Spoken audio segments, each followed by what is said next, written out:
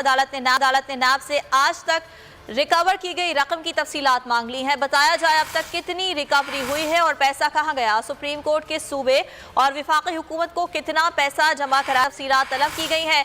किसी हुकूमत या इदारे की खुर्द बुर्द रकम रिकवरी के बाद उसे ही दी जाती है। नैब प्रोसिक्यूटर तमाम तफसीलात आइंदा समाअत तक जमा कराएं, फिर जायजा लेंगे। चीफ जस्टिस की जानिब से ये रिमार्क्स दिए गए हैं। सुप्रीम कोर्ट में नैब तरमीम के खिलाफ इमरान खान की दरखास्त पर समाअत हुई है और आपको ये बता रहे हैं कि सुप्रीम कोर्ट ने जवाब भी तलब कर लिया है और रिकवरी की जो रकम है वो कहाँ गई, कितनी रकम रिकवर हुई थी। सुप्रीम कोर्ट की जानिब से ये पूछा गया है कि सूबे और विफाकी हुकूमत को कितना पैसा जमा कराया गया। तफसीलात तलब की गई हैं। किसी हुकूमत या इदारे की खुर्द बुर्द की रिकवरी के बाद उसे ही रकम दी जाती है।